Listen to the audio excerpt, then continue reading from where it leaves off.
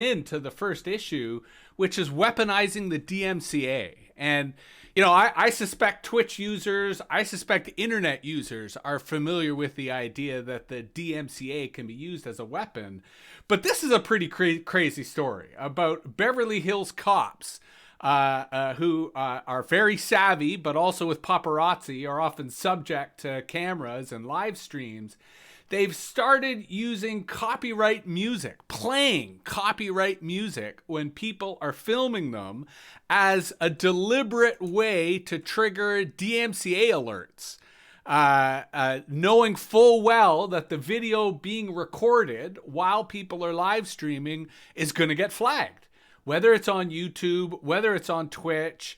And I mean, on the one hand, this seems kind of savvy in the sense that if you're going to use the DMCA as a weapon, if you're going to use the DMCA as a way to discourage people from actually filming police, I mean, this is kind of sinister, right? This is police breaking copyright law as a way to prevent people from live streaming them, and even worse, trying to trigger a copyright strike so that they get thrown off Twitch or they get thrown off YouTube, which, again, I find kind of sinister, but at the same time, I kind of feel a little respect. I kind of almost feel it's impressive the way in which the cops are anticipating DMCA as a weapon and DMCA as a way to punish people who are live streaming cops. So Ken, I mean, to bring you in on this particular subject, are you familiar with people using copyright laws or copyright strikes, the DMCA mechanism, as a way of discouraging speech, or in this case, discouraging oversight of the police?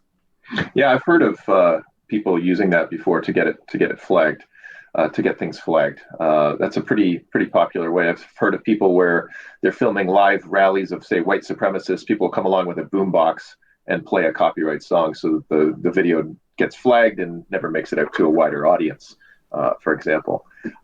So yeah, that's definitely been known, not for very long. I probably heard about it maybe 6 months or a year ago, maybe a bit more, and not widespread. I don't think it's made any kind of headlines. Obviously, the major social media companies and video companies like YouTube, Google, Facebook, they've definitely known that this is a problem.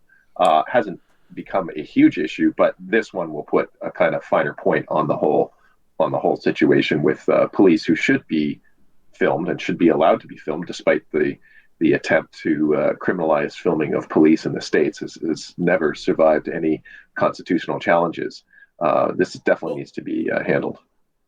Well, and what I find funny or interesting or a slippery slope of this particular instance is I could imagine companies doing this. Like I could imagine, the way they used to play loud music to kind of scare off teenagers. You could play copyright music as a way of preventing people from filming on your premises, right? Or preventing people from creating media on your premises because you know that it's going to trigger the DMCA.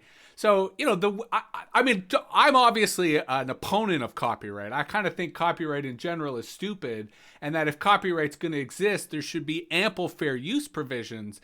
But can you anticipate the way in which, whether for trolling or whether as to curb speech, other ways in which copyright could be used as a weapon, especially when it comes to inhibiting or discouraging digital activity?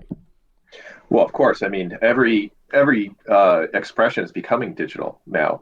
If you want to reach any sort of audience, it has to be digital. So there's an immediate attractive targeting available if you can inject some sort of copyrighted material in the background and these aren't human decisions that are made consciously to flag these for DMCA. These are, bots, which are probably run by some low-level AI network of trying to recognize any sort of clips of a tune, etc.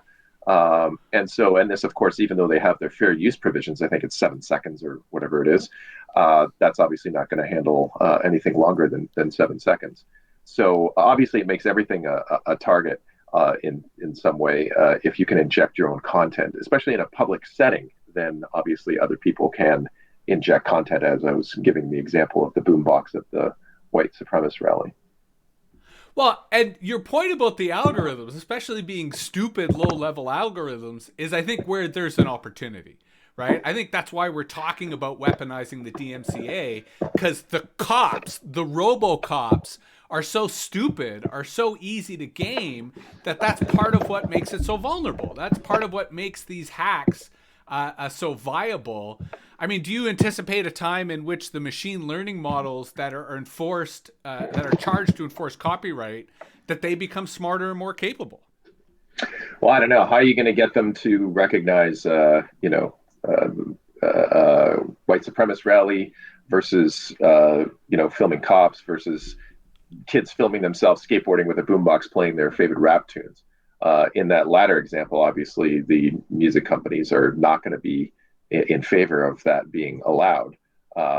And probably not even with the cops arresting people or otherwise, but it could be forced only by law to allow those videos to be publicized in the interest of public benefit.